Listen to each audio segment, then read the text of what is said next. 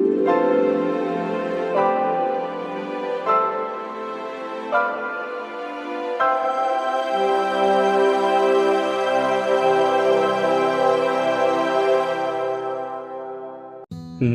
चरहट के हिंदी में आपका स्वागत है। आज हम जानते हैं अहोई अष्टमी 2019 में कब पड़ रही है, इसका शुभ मुहूर्त क्या है, इसका महत्व क्या है और अहोई माता का पूजा विधि क्या है, अहोई अष्टमी की व्रत कथा क्या है और अहोई अष्टमी किन किन महिलाओं को करना चाहिए। आइए जानते हैं विस्तार से। जिन महिला के संतान नहीं होती, जो निसंतान रहती हैं, वह भी अहोई अष्टमी का व्रत जरूर करें। इससे माता अहोई उनको संतान प्राप्ति देती हैं। आइए जानते हैं उन्हें भी किस प्रकार से व्रत करना चाहिए। पूरी विधि हम इसमें बताएंगे। आइए जान लेते हैं।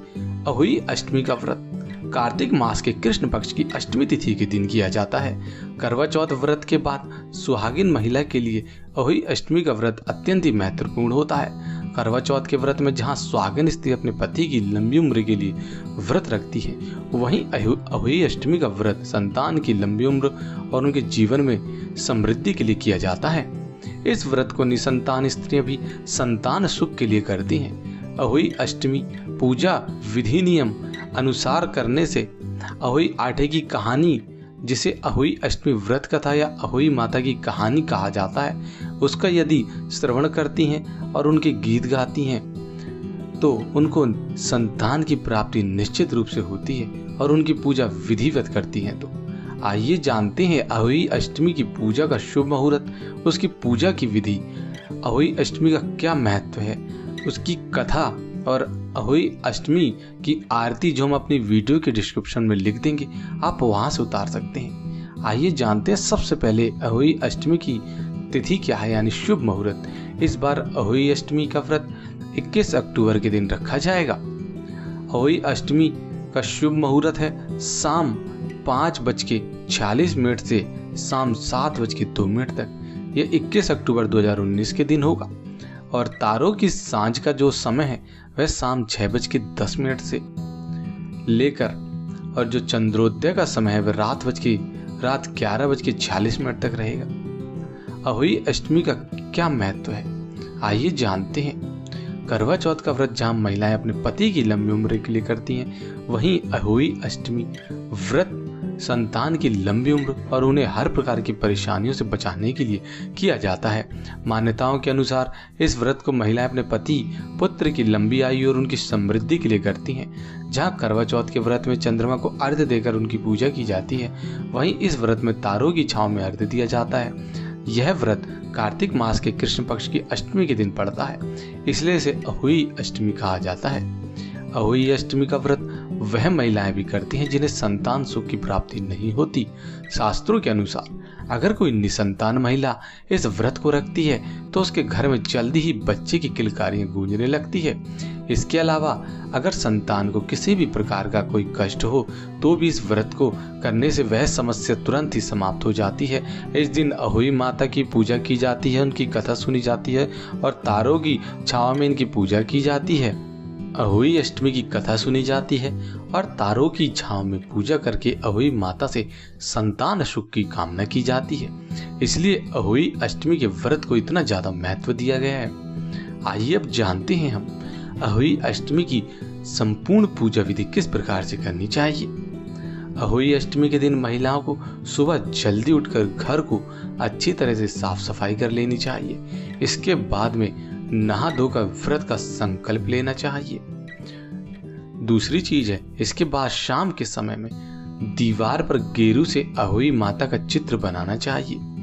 आजकल बाजारों में अहोई माता का चित्र भी आसानी से उपलब्ध हो जाता है।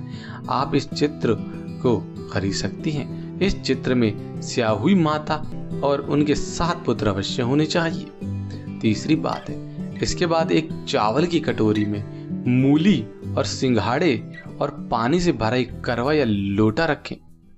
अगर यह करवा चौथ का हो तो ज्यादा अच्छा माना जाएगा। चौथी बात है, इसके बाद अहोई अष्टमी की कथा सुननी चाहिए। कहानी सुनते समय हाथ में लिए गए चावलों को साड़ी के पल्लू से बांध लें। इसके बाद अहोई माता को 14 पूड़ी और 8 को पुओं का भोग लगाना चाहिए। 5वीं बात, अंत में तारों की छांव में चावलों के साथ आरती दें और माता को अर्पित किया गया भोजन किसी गाय को खिला दें। इस दिन किसी ब्राह्मण को भी भोजन अवश्य कराना चाहिए। इस प्रकार से आपकी पूजा संपन्न होती है। आइए अब जानते हैं अहोई अष्टमी की क्या कथा है। पौराणिक कथाओं के अनुसार एक नगर में एक साहूकार रहता था जिसके 7 पुत्र और 7 बहुएं थीं। इसके अलावा साहूकार की एक पुत्री भी थी जो दिवाली के समय अपने ससुराल से पीहर आया करती थी। एक बार दिवाली पर घर को लीपने के लिए साहूकार की बहुएं जंगल से मिट्टी लेने के लिए गईं। उनके साथ उनकी नंद भी मिट्टी लेने के लिए चली गई। उस जंगल में ही स्याहू अपने बच्चों के साथ रहा करती थी।